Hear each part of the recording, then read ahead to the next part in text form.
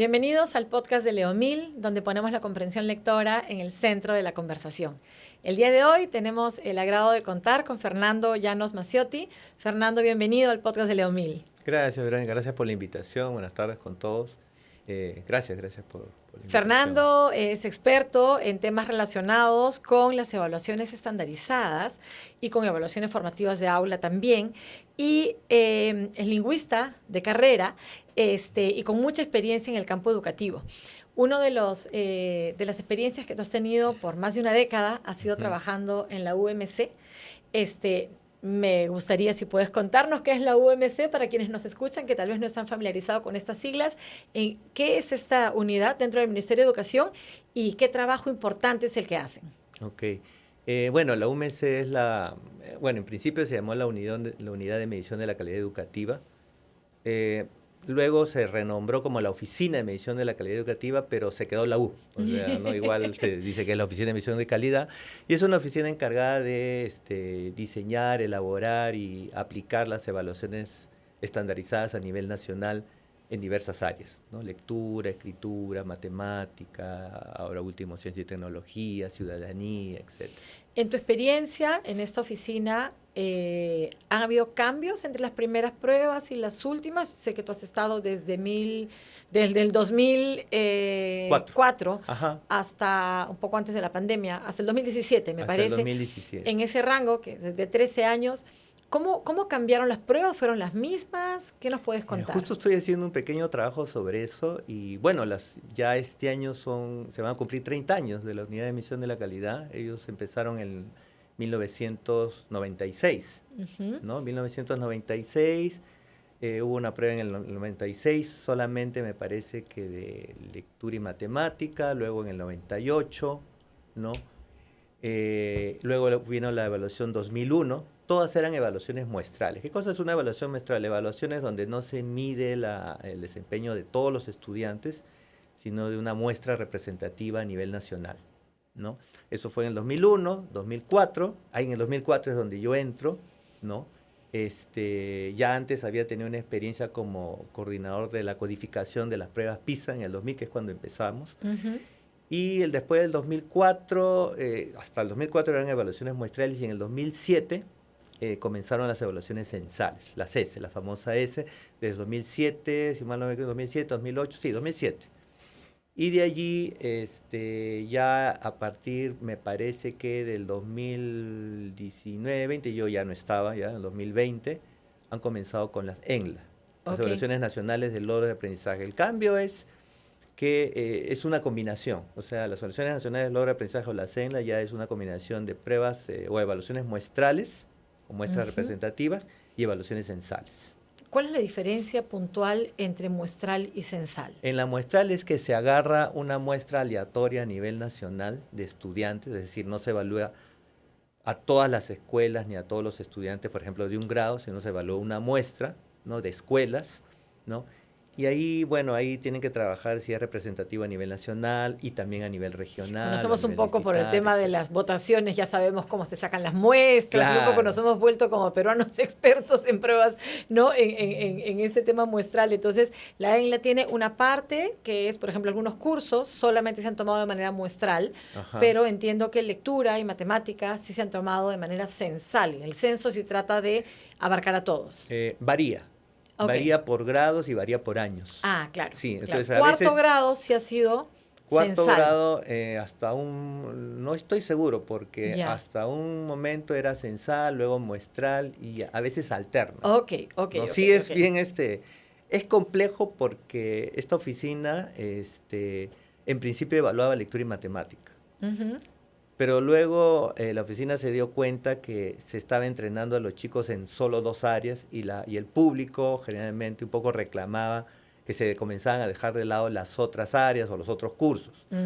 Entonces, a partir de ahí se comenzó a evaluar también ciencia y tecnología, en una época ciudadanía, ¿no? Entonces ellos tienen como una especie de programa, ¿no?, en el cual han planificado las evaluaciones. Entonces, aquí aplicamos lectura y escritura, acá matemática, las dos juntas, a veces censal, a veces muestral, etcétera, etcétera, tratando de cubrir no todos los grados, porque antes solamente se evaluaba en segundo grado, ya a partir del 2000, si mal no me equivoco, 2015, más o menos, se comienza a evaluar secundaria y ya comienzan a alternar grados, áreas y tipos de evaluación. Independientemente de los tipos de evaluación, de repente nos puedes ayudar contándonos cuál es el objetivo de estas evaluaciones, por qué el país invierte y, bueno, yo como directora de colegio sé cuánto se invierte en términos, digamos, de energía, ¿no? Es toda una preparación, a veces son personas, incluso hace un tiempo se incorporó a estudiantes con necesidades educativas diferentes, entonces iba una evaluadora por cada estudiante que uno tenía, entonces era un pequeño grupo de personas colegio por colegio tomando las pruebas, es decir, un despliegue enorme, un despliegue valiosísimo, pero que además suponemos que también es un despliegue económico en muchísimos sentidos y de logística. Todo este esfuerzo de esta oficina es buscando ¿qué? Bien, ahí hay un tema, ¿no? O sea, vamos a ver si en el desarrollo también diferenciamos lo que es una evaluación certificadora, sumativa y una evaluación formativa. Okay. ¿No? En principio, las evaluaciones nacionales estandarizadas son evaluaciones certificadoras, son pruebas certificadoras, califican, ponen a los chicos en niveles, o sea, es así. Y bueno, lo que tratan es, estas evaluaciones estandarizadas, medir el logro de aprendizaje de los estudiantes, hasta qué nivel han llegado, de acuerdo a unos estándares curriculares que están en el currículo nacional, ¿no? Y ahora, ¿cuál es el objetivo? Bueno, que el sistema educativo en general sepa cuáles son esos resultados para la mejor toma de decisiones a partir de evidencia concreta, confiable, ¿no? Entonces, digamos, si lo ponemos de otro punto, es como una retroalimentación, pero al sistema. Okay. No es una evaluación que te dé muchas especificidades para trabajar en una escuela, en un aula. O sea, a los docentes, que el 30%, que el 32%, que el 25%, o sea, no le da mucho. O sea, es que es una prueba a nivel nacional. Entonces trabajan con un número limitado también de desempeños. Solamente es una prueba de opción múltiple, preguntas cerradas. No hay muchas preguntas abiertas, aunque sí he incorporado preguntas abiertas. Entonces es muy distinto cómo se trabaja en el aula. O sea, un docente en el aula a través de diversos tipos de instrumentos, evaluaciones de evaluación múltiple, abiertas, actividades, listas de cotejo, etcétera, proyectos, o sea, tiene muchas aristas para evaluar, digamos, al estudiante, claro. Y tiene una visión mucho más panorámica, mucho más rica, que le va a servir en el quehacer pedagógico del día a día, además, ¿no? Claro. Una evaluación nacional no, porque es una evaluación certificadora que solamente se aplica una vez al año, con una prueba de 20 preguntas, la mayoría son cerradas, y además tienen que dar resultados lo más pronto posible, por eso son cerradas, ¿cierto? Es un examen al Perú, por así decirlo. Es un examen al Perú, entonces, claro, imagínate todo, como tú dices, ¿no? La logística, la dimensión de lo que tienen que evaluar, ¿no? Las preguntas pues tienen que ser exactas, no puede haber errores, hay un sistema probabilístico que corre las pruebas, etcétera. A nivel estadístico, pues un trabajo enorme detrás, exacto, ¿no? Es un nivel estadístico. Las evaluaciones que hacen en el aula los docentes pueden ser menos precisas, de eso se trata además, pueden ser menos precisas, pero por eso hay más cantidad de instrumentos, exacto. Hay más cosas que se pueden hacer durante el año, no solo al final, sino durante el año, ¿no? Claro. Entonces, bueno, esto es una oficina de un valor en realidad súper importante para el Perú, nos ayuda a saber si estamos mejorando, claro, dentro de ciertos estándares también, porque uno elige un poco también qué evalúa, ¿no? Sí, en lectura ahí, un ratito nomás, quería aclarar que el gran aporte de estas evaluaciones nacionales, en lectura por lo menos, cuando se empezaron a hacer las evaluaciones censales especialmente, lo que pasa es que las evaluaciones censales se quedaban en la escuela.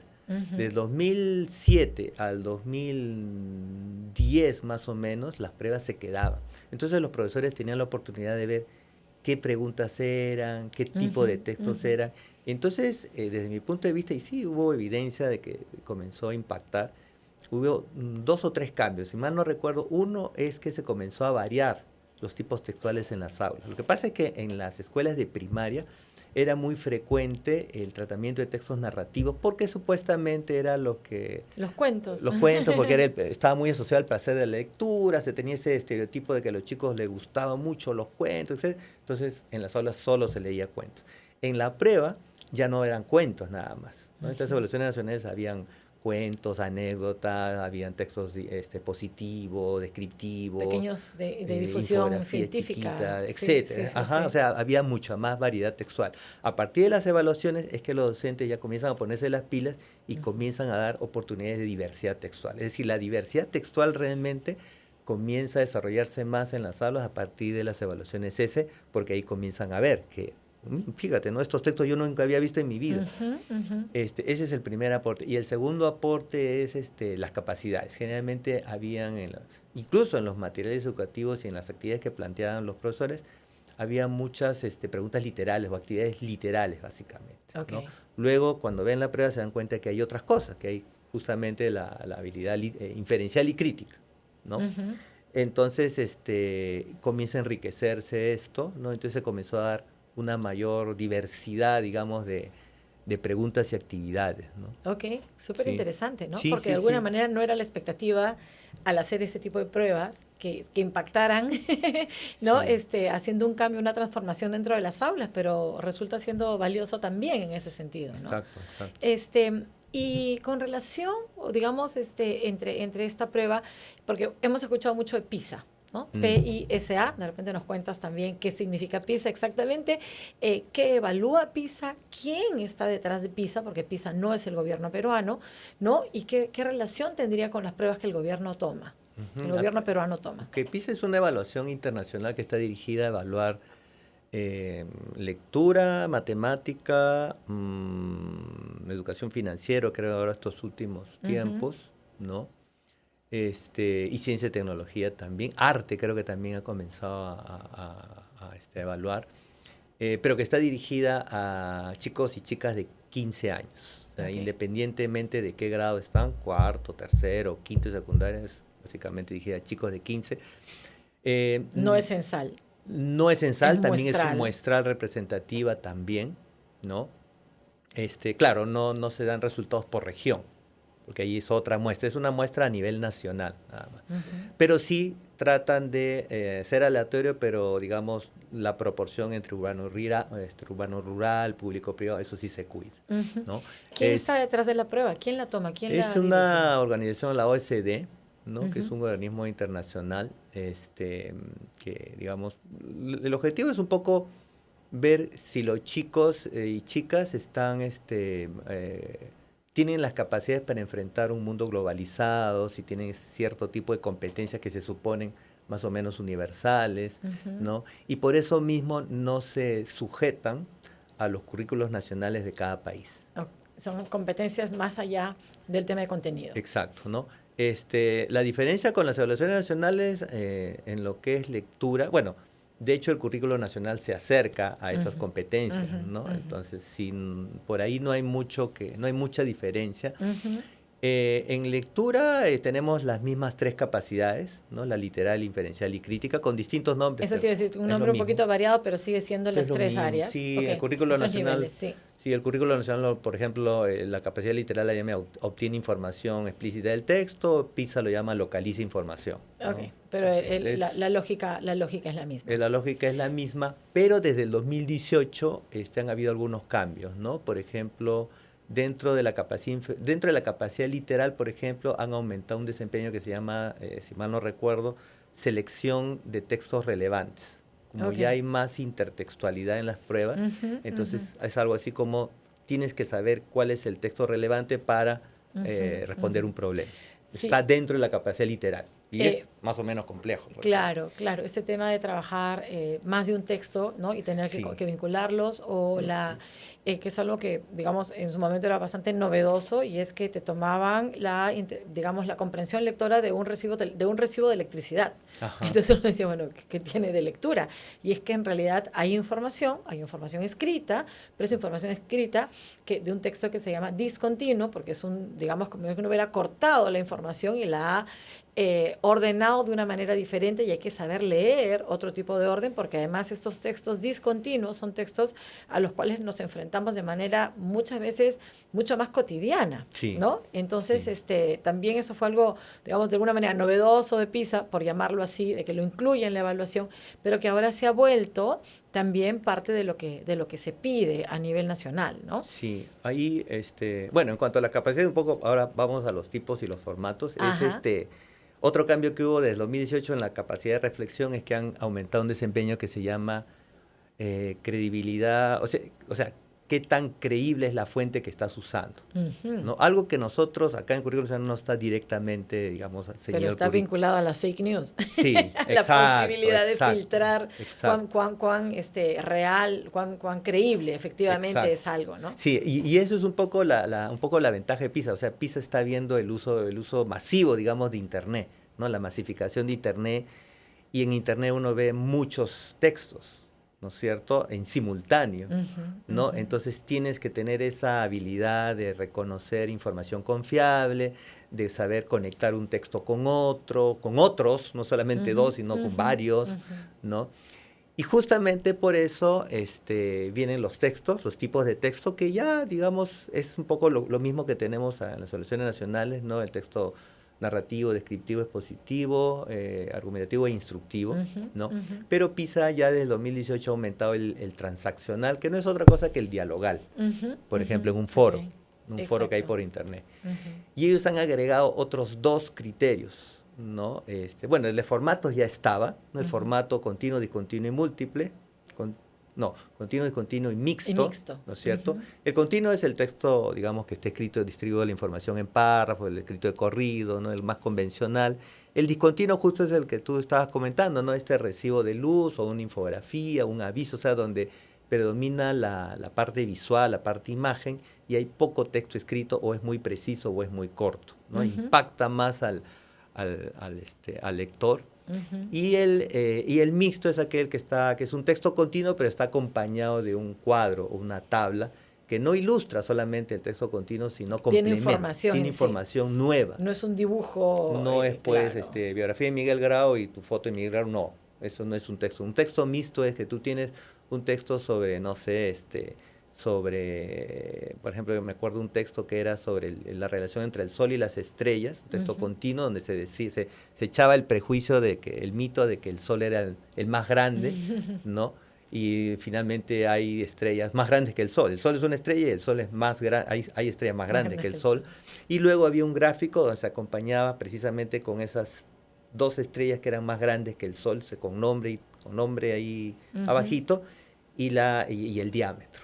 Entonces tú tienes una información añadida ahí, no Exacto. solamente ilustra, no repite lo que está es un texto mixto. Y luego han aumentado ellos dos criterios, si mal no recuerdo hay uno que se llama fuentes, Ujú, ¿no? ujú. Un La texto que tiene una evaluación. fuente o varias Ujú, fuentes sobre el mismo tema. ¿No ujú. es cierto? Varias fuentes sobre el mismo tema es lo que antes era el texto múltiple. O sea, sobre un mismo tema tú tienes dos o más textos de distintos autores o fuentes, pero que tratan sobre el mismo tema. Que pueden Sea que ser se complementen, contrapuestos, ajá, claro. u opuestos, Ajá, ¿no? ajá.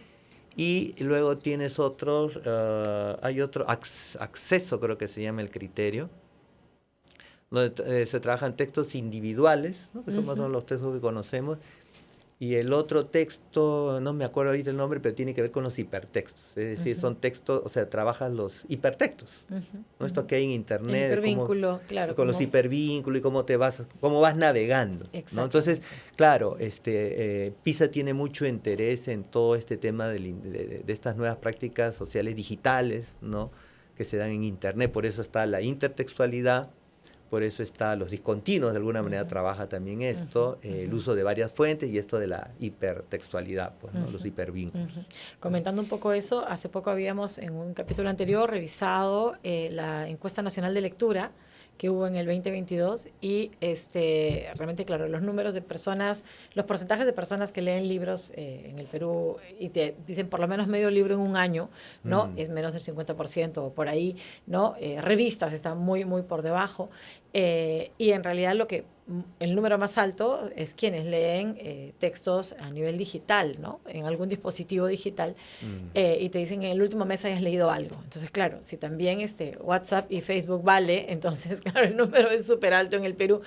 Pero a eso voy porque en realidad es la manera prioritaria o preferida actualmente para llegar a información. Entonces, no podemos pensar que cuando vamos a evaluar, que nos quedamos todos con texto narrado por párrafo, cuando la mayoría de contenido que uno usa en el día a día es un contenido más bien de tipo discontinuo o con hipervínculo, ¿no? Y que justamente la gracia es poder navegar en eso, ¿no? Y no perderse y no irse donde uno no quería ir, sino mantener la idea central de lo que estaba buscando, ¿no? Y tiene todo el sentido. Entonces, PISA está un poco yendo con los tiempos, ¿no? Con la necesidad y con el tipo de uso de la lengua escrita que actualmente se da, ¿no? Sí, o sea, sí, todo eso es muy bonito, ¿no? Porque está tomando en cuenta cómo es la sociedad contemporánea.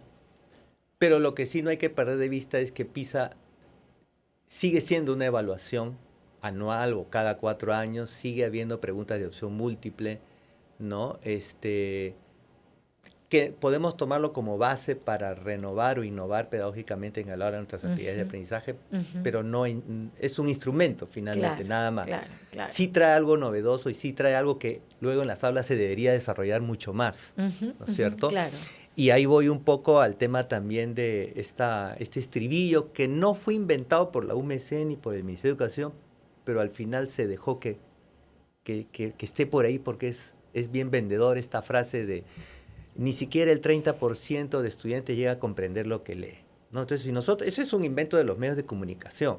Son los datos que han salido. Son los datos. Cuéntame, por favor, porque yo he cogido esos datos. Necesito son los datos. Son los datos. Realmente un 30%. A lo que yo cuestiono un poco es a la manera de decirlo. Es decir, el 30% sí. Pero te imaginas, uno se pone a pensar, 30% de estudiantes no comprende lo que lee según las evaluaciones nacionales, y yo hablo con un niño que está en nivel en proceso, le doy una lectura, él me la parafrasea y me la vuelve a repetir, y yo digo, pero este chico está entendiendo.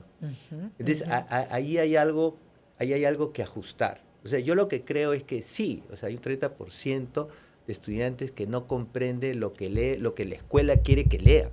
30% decir, comprende, 70% no comprende. Claro, en el dato. Pero de acuerdo a los textos, ¿cuál y es actividades y preguntas que tú le haces a los estudiantes. Ok. ¿Sí? O si sea, quieres, la creación de la prueba, de alguna manera, la creación de la prueba mide algo muy específico y puede que los chicos no estén logrando eso, pero sí logran muchas otras cosas que no se han medido. Claro, es un poco la idea. Exacto. Ya. Es decir, si nosotros, el enfoque comunicativo tiene una parte que es la parte sociocultural, las prácticas sociales le traes. Entonces los niños, los adolescentes leen, así como tú mismo me lo has dicho. O sea, sí leen y sí comprenden lo que leen. Lo que pasa es que no comprenden lo que leen de acuerdo a las evaluaciones y, por supuesto, de acuerdo quizás también al currículo nacional, o sea, en el ambiente pedagógico educativo, ok, pero no podemos decir así a simple vista de que no comprende lo que lee, porque es una barbaridad. ¿Te imaginas? 30, o sea, que solamente los números son de terror. 70% no, entonces... pero tú te puedes acercar a un niño, le das un texto y sí, ¿no? Y el no número, te el número es 11.8 en quinto de secundaria. O sea, que es terrible, o sea, lo que pasa mucho es que, más grave. Lo que pasa es que ¿no? faltan estudios también complementarios, ¿no? Por ejemplo, en la misma OMC alguna vez hicimos un mini estudio, nos fuimos a algunas escuelas, justo cuando habían llegado a aplicar la prueba, y al día siguiente comenzamos a escoger a esos niños que no hacían, digamos, que marcaban más las preguntas de tema central y de propósito, que son, digamos, las preguntas que son las más representativas del nivel suficiente, ¿no? En primaria, área rural, ¿no? Entonces los llamamos y habíamos sido preparados con tarjetitas, darle la oportunidad al niño que lea de forma oral para ver si ese era el problema, etcétera, etcétera, ¿no? Y entonces los chicos leían, a veces, fíjate que no leían tan bien, se salteaban preposiciones, se salteaban artículos, no, o sea, no pronunciaban bien, ¿no? Pero luego tú les preguntabas, y a ver, ¿y de qué trataba el cuento? Y ellos te comenzaban a contar el cuento muy bien, o sea, lo habían entendido. Ahí tenemos un primer aspecto, ¿no? O sea, que el tema de la pronunciación o velocidad lectora, si quieres, no necesariamente correlaciona con la comprensión. Que la teoría nos dice una cosa diferente. Que la teoría nos dice no algo dice que distinto. es indispensable, pero sí es un prerequisito. Así es. Porque si tú Así no es. lo haces bien, tu comprensión se ve afectada. Esa Claro, es la teoría. lo que pasa es que de alguna manera el evaluador quiere, no tiene forma de entrar a la cabeza de educando. Es cierto, Entonces inventa una cosa que es, te voy a tomar el tiempo, porque crees que lo que me estás diciendo se procesa igualito como está en el cerebro. Y no necesariamente, lo que pasa es que es digamos, yo no tengo otro instrumento para medir eso. Y entonces estos chicos, y después lo decía muy bien, y el chico estaba en proceso, no había, bueno, no saben, todavía no tenía nivel, pero había fallado. Entonces también hay un tema ahí del tipo de habilidades también que hay que tomar en cuenta, ¿no? O sea, tema central. Sí, pero ahí se requiere una mayor capacidad de análisis. No digo que no sea necesario, es necesario porque finalmente, pero es una habilidad lectora más una habilidad analítica donde tú tienes que discriminar entre las alternativas, volver al texto, leerlo, analizarlo y después volver al texto, ¿no? O sea, si yo le hago la misma pregunta de repente a mi vecino que está leyendo tranquilo su periódico y le digo, ¿cuál es el tema central de esa noticia? O sea, se va a quedar así. Tampoco podría. No, ¿no es cierto? Para la universidad, para estudios superiores, sí sirve, ¿no es cierto? Entonces, ahí hay que tomarlo, o sea, no es que esté invalidando los resultados ni la interpretación, pero hay que ponerse tampoco a reflexionar de eso. Entonces, los chicos sí comprenden lo que leen dentro de sus prácticas sociales. WhatsApp, chat, hipervínculos de los temas que les gusta, que les fascina, sobre videojuegos, películas, etcétera, etcétera. Pero básicamente lo que te enseña la escuela son textos académicos, en una lengua estándar. Entonces sí hay que preparar a los chicos, o sea, sí hay que desarrollar esas habilidades lectoras que se dan también en la escuela, Claro. ¿no? Pero yo diría que no tendría por qué omitir o discriminar sus prácticas sociales de lectura. Ellos también tienen. Y en la encuesta nacional de lectura justamente salen esas cosas, ¿no? Que ellos tienen, claro, más lectura en WhatsApp, en esto. Finalmente los chicos han inventado un código en escritura, ¿no? Los emoticones, o sea, hay códigos que nuestra generación nunca los hubiera inventado o nunca tuvo la oportunidad de inventarlo. Entonces también ahí hay un tema... Y además la lengua es viva, ¿no? Entonces hay que también no invalidarla, ¿no? En lo absoluto. O sea, si yo sé que es largo, ¿no? Decir esto, pero en realidad es... El 30% de estudiantes no comprende lo que lee, pero ¿qué cosa es? Dentro de esta prueba. Textos académicos.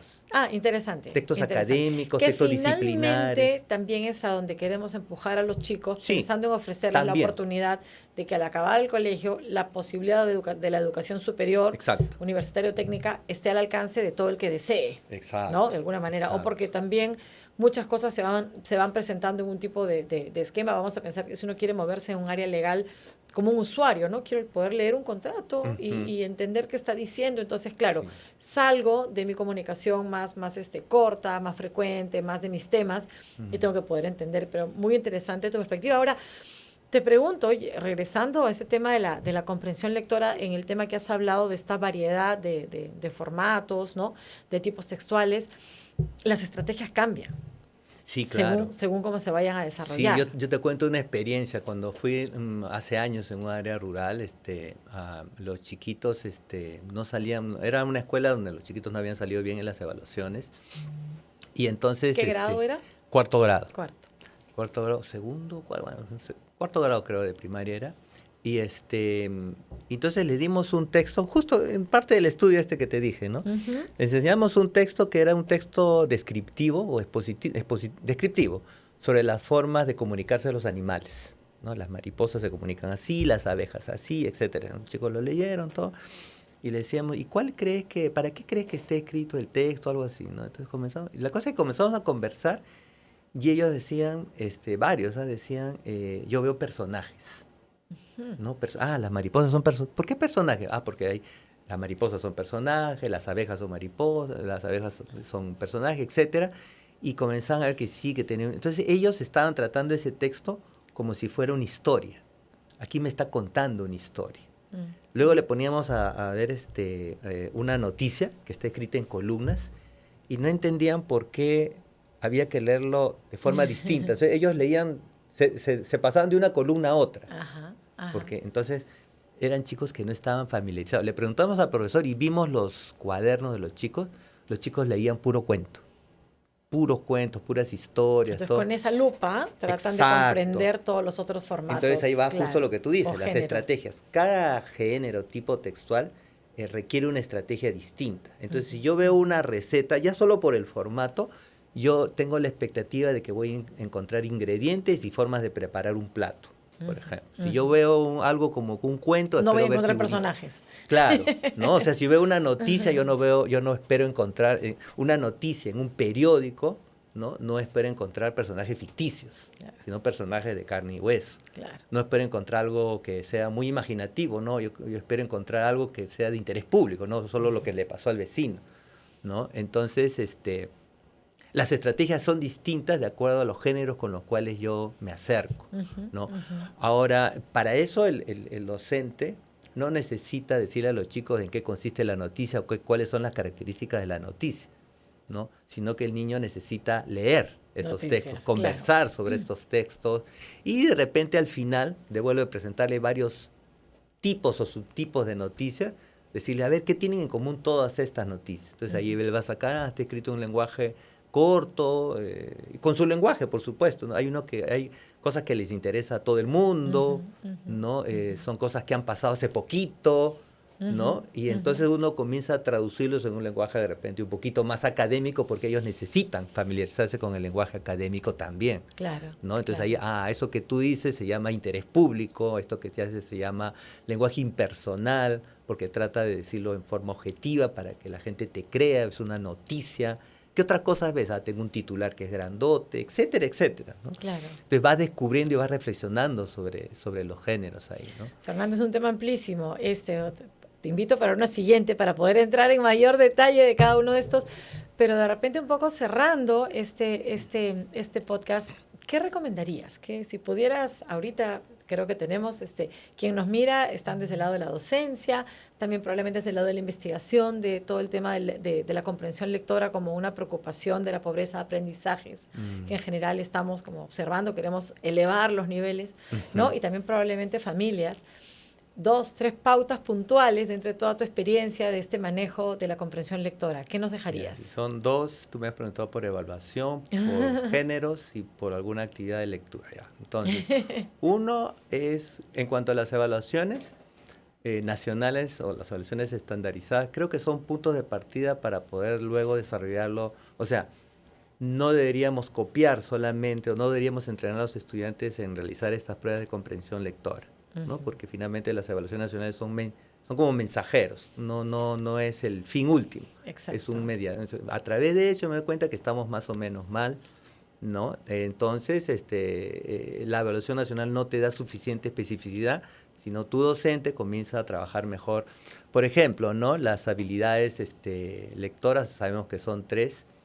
Yo, algo que, por ejemplo, se acostumbra mucho es darle demasiadas preguntas sobre un texto, que a veces es pequeño encima, al estudiante, ¿no? Yo creo que con 3, 4 preguntas muy puntuales, si es que quiero ir por el lado de preguntas, yo haría 3 o 4 preguntas y todas las haría inferenciales o incluso críticas. Okay. ¿Por qué? ¿Y por qué no literal para los que no saben mucho? No, porque cuando respondan las preguntas inferenciales o reflexivas, recién ahí tú te vas a dar cuenta si es que algo literal le falta. O sea, digamos, no son 4 preguntas, digamos, dichas de forma evaluativa, ¿no? Sino que estás hablando de un docente en el manejo del aula. En el manejo del claro. aula. Tú vas a hacerle esa pregunta y entonces van a responder y de repente no llegan. Por eso deben ser retadoras. Y ahí eso, puedes no hay que regresar miedo a lo literal cuando sientes que Exacto. lo necesitas para seguir avanzando. ¿Cuál es el problema a veces en el aula? Es que comenzamos por las preguntas sencillitas, luego las medianas y luego las difíciles. Y a veces hay preguntas como muy monótonas o muy aburridas y por eso no las... Yo empezaría por preguntas retadoras de frente. Y como dices tú, como tú dices, ya después puedes retroceder. A ver, ¿qué parte no entendiste? A ver, vamos a retroceder un poquito acá. ¿Dónde te quedaste? Entonces, ahí es donde tú más o menos vas a saber el nivel con que esté el chico, por ejemplo, ¿no? Okay. Ahora, lo ideal sería que no solo fueran preguntas, sino actividades. Exacto. Y ahí viene justo de las prácticas sociales. Es decir, yo lo que debería hacer es proponer una situación comunicativa que no es solamente una introducción a un texto, sino un problema, ¿no? Por ejemplo, no sé, un problema, hay basura en mi barrio, y ese es un problema. Entonces, ¿qué hacemos, chicos? Hay que poner avisos, hay que poner letreros, ya, pero algo escrito. Entonces, al final se llega al concepto de que hay que escribir una carta al alcalde. ¿Una carta de qué tipo? Una carta argumentativa. Entonces comienzo a leer cosas, ¿no es cierto?, para convencer al alcalde de que prontamente recoja la basura porque puede provocar enfermedad, etcétera, etcétera. Me informo y entre todos hacen una... Entonces ahí estoy resolviendo en cierta manera un problema comunicativo, pero ya no es que pongo el texto y tengo que responder preguntas, sino que le estoy proponiendo una situación real o simulada. Tengo que leer cosas para informarme y luego tengo que escribir algo. Entonces ahí se pone en juego, digamos, el desarrollo de las competencias comunicativas para resolver algo. La riqueza del trabajo en el aula, donde el docente es el que tiene que Exacto. agarrar la lectura, efectivamente, no únicamente para decirle yo, ¿no? Sino para que esto sirva para algo real y el tema de la producción, Exacto. muy vinculado a la comprensión. Exacto. ¿no? O sea, claro, porque la lectura, escritura y oralidad se tiene que desarrollar de manera interconectada. Y lo que a veces creo que también hay que dejar es que los chicos lo hagan. O sea, que los mismos chicos se organizan. ¿Que va a demorar? Sí. Que el desarrollo de competencias tiene que demorar, así es. Y tú como docente estás ahí un poquito cuestionando algunas cosas, pero si lo haces así, si ves que se están desviando, etcétera, etcétera, pero que ellos mismos propongan su plan de trabajo, etcétera. Y en cuanto a los géneros, a los tipos textuales, yo sé que a veces muchos docentes un poco se conflictúan porque hay 5 tipos textuales o 6 tipos textuales, y entonces este texto que me toca es una excepción porque parece descriptivo, pero para otro le parece positivo, y qué voy a decir en el aula, etcétera, etcétera, si yo soy el que tiene que saber. Es decir, hay un problema ahí porque no es muy bueno trabajar los tipos de textos desde un punto de vista de contenidos, como trabajamos gramática. Hay que ser flexibles y en realidad, digamos, si quiero trabajar tipos textuales dentro de no hay ningún texto puro, porque la diversidad textual es reflejo de un lenguaje que es heterogéneo. Entonces, no hay textos puros. En un texto narrativo, un cuento, yo voy a tener partes dialogales, partes descriptivas, partes incluso argumentativas, etcétera, sino que lo que va a predominar es el texto narrativo, por ejemplo. Pero yo sí preferiría que en aulas se trabaje más los géneros, porque es algo que está en la mano de cualquier estudiante, es parte de sus saberes previos. O sea, todo estudiante puede saber que es una historieta, que es una receta, que es un cuento, que es una carta, que es un telegrama, que eran textos que ya no se usan y ahora se utilizan más los WhatsApp, Claro, los que es un correo electrónico. Por ejemplo, ¿cuál es la diferencia entre correo electrónico, WhatsApp, chat, Discord, que utilizan la mensajería para los videojuegos? Sí. ¿Cuál es la diferencia, etcétera, etcétera? Y cuál es de acuerdo a cada situación. Entonces, porque yo saber qué es un texto argumentativo no me da muchos detalles para hacer un editorial, un ensayo, una monografía. Las características de un texto argumentativo son como muy abstractas, ¿no? Ahora, eso es para trabajar en el aula. O sea, trabajar en el aula yo opinaría por trabajar por géneros directamente, descubrir cuáles son sus convenciones, etcétera. Pero el docente sí debería saber cuáles son esos tipos textuales, porque de alguna manera esos 5 o 6 tipos textuales sí abarcan y garantiza que le dé oportunidades al chico de una gran diversidad textual, ¿no? Pero enseñarle a los chicos a una especie de clasificación y de fórmula, que este texto, ¿cómo se llama? ¿Argumentativo o expositivo? No tiene mucho sentido. Eso no va a hacer que el niño desarrolle estrategias para acercarse a diversos ni para entender tipos. Ni para escribirlo mejor. Así es. Claro. Eso es muy bueno, o sea, leer, escribir y oralizar, eso es lo que familiariza con un género discursivo en realidad. Ok. ¿No? Bueno, Fernando, muy agradecidos por todo lo que nos has contado. Realmente eres un experto en estos temas, no solo en la medición, sino en este tema de la variedad textual. Te comprometo a otro capítulo donde entremos con más detalle de la variedad textual y estrategias para los docentes. Muchísimas gracias por tus aportes.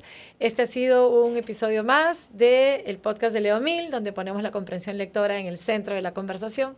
Hasta una siguiente oportunidad. Chao.